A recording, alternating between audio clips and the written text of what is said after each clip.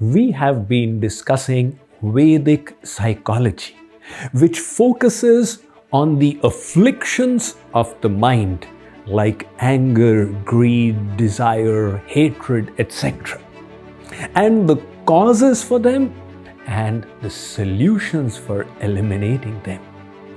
Yesterday we discussed that anger and greed are caused by desire. If we create a desire, its fulfillment leads to greed, craving. But if the same desire is obstructed, it results in the outburst of fury.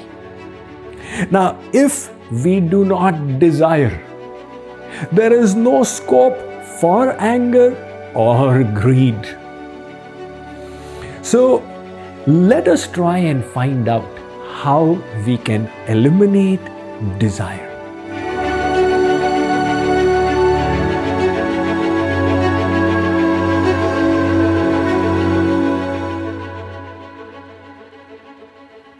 How many kinds of desires are there? Predominantly 5 kinds. The desire to taste, to smell, to see, to touch, and to hear. God has given us 5 senses, and we seek the objects of these 5 senses. And the whole world is a subject of our senses. But how dangerous are these desires? Kuranga matanga patanga bhringa meena hata pancha bhireva pancha eka pramadi sakathanna hanyate yah sevate pancha bhireva pancha. The elephant desired touch of the female elephant. The hunter placed the she-elephant in a trap, and the male elephant was ensnared to its death. The deer loves sweet melodious sound. The hunter starts the melody. The deer is enchanted to it and is shot.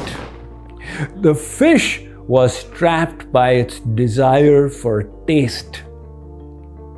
The insect was attracted by sight to the fire and got burned to death. The bee was enticed by the aroma. It sat on the lotus, and in the evening, as the lotus was closing, its attachment prevented it from flying away until it got trapped in the flower. An elephant came by, broke the lotus, ate it, and the bee met its death. These creatures are dying because of the desire of one of their senses. Yas sevate pancha bhireva pancha. What will happen to those humans who indulge in the gratification of all their 5 senses? This is desire.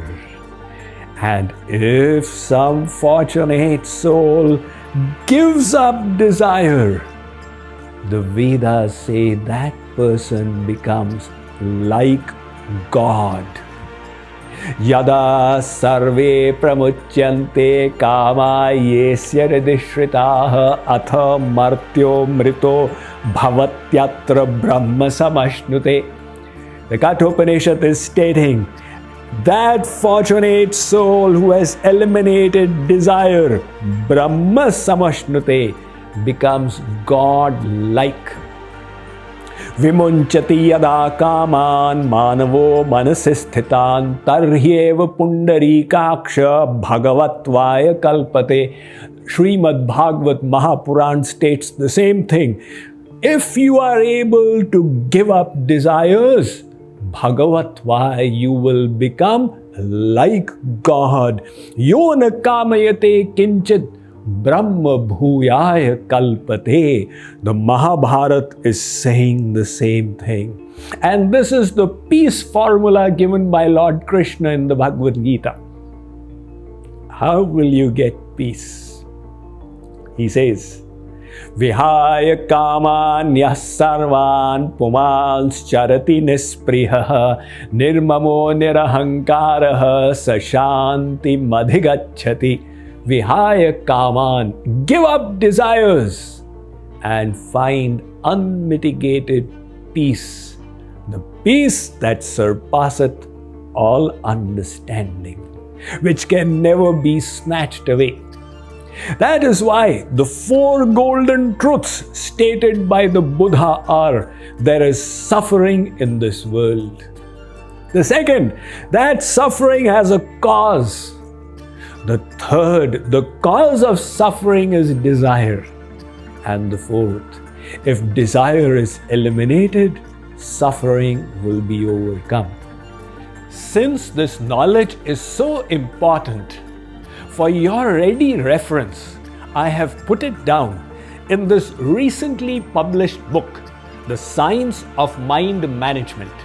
In it, you will find a rich treasure chest of tools and techniques distilled from the Vedas with which to master your mind. So the Vedas and other scriptures as well have pinpointed desire as the root cause of all our problems. But today we wish to discover the cause of desire. If we can cut off the line from there will be no scope for desire. Just like if you wish to create a blackout in an entire city, either you go to every house and switch off every light in every room, or you just cut the main power line and there will be a complete shutdown. In the same way, let us try and understand, why do desires arise in us?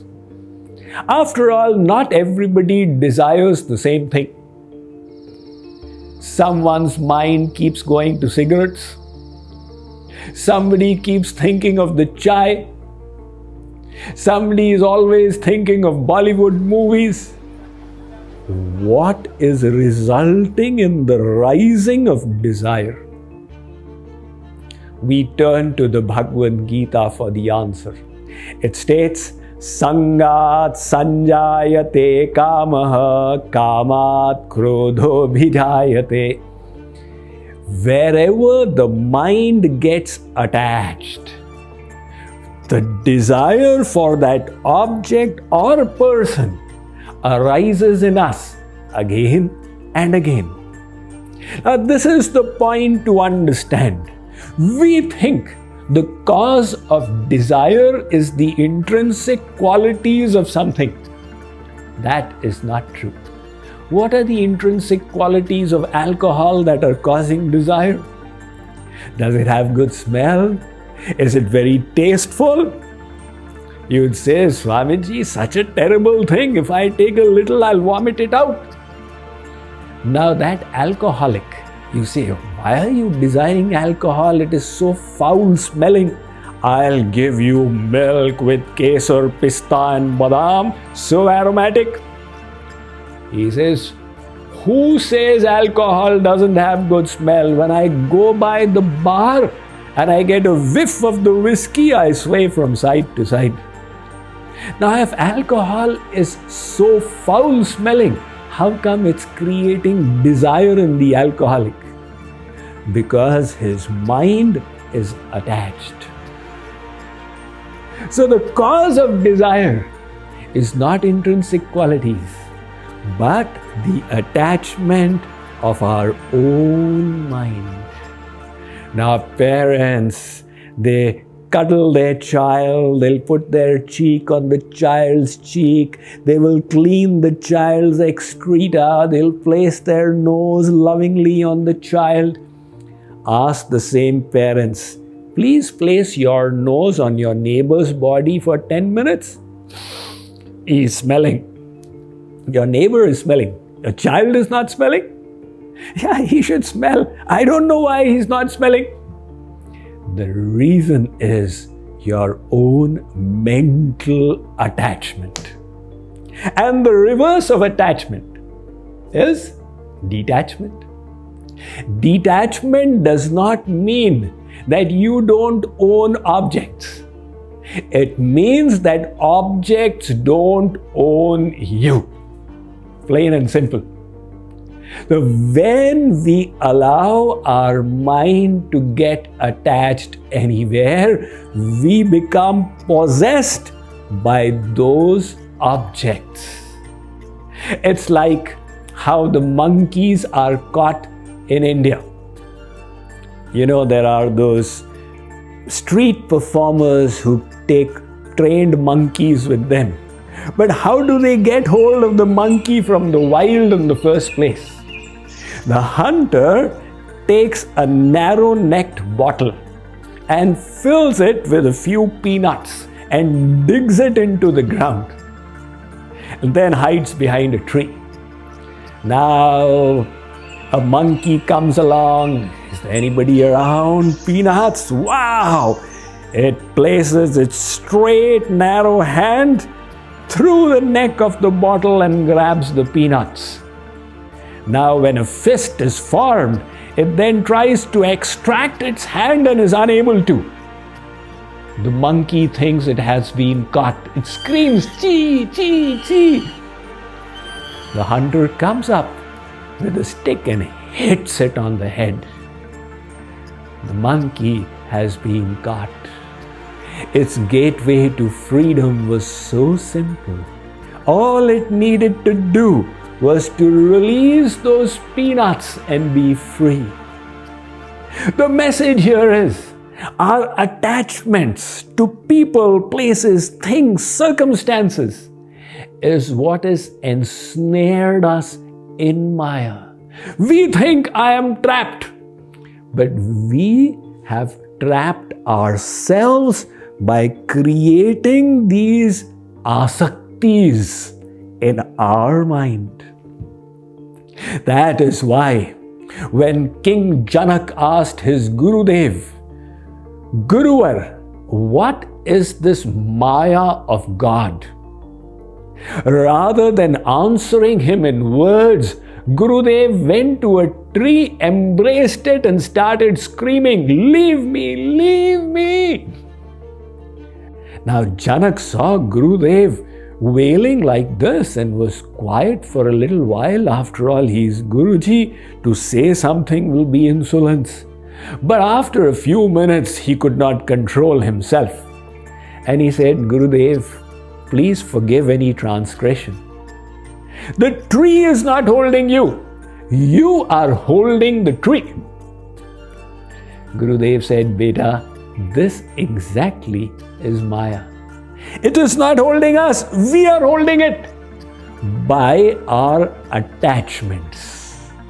And that attachment is causing the object or the person to come to our mind again and again and again. If your mind is attached to cigarettes, the cigarette will come again, will revisit your mind and keep pinching. "Smoke me, I will not let you live in peace." Lord Krishna in the Bhagavad Gita said such a powerful thing. "Yogina karma kurvanti sangam tyaktvatma shuddhaye." Who is a yogi? One who is working without attachment. A yogi is not running away from the world necessarily, is living in the world, but the world is not living in him. It's like the boat is in the water, but the water is not in the boat, or the boat will go down. Similarly, what causes the world to live in us? Our own attachments. Lord Krishna explains the link.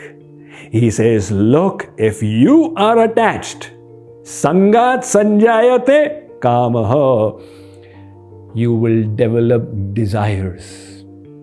And when these desires are fulfilled, there will be cravings. When they are unfulfilled, there will be disgruntlement and anger. So if we allow our mind to be attached to anything, it is unavoidable that we'll get desire, anger, and greed.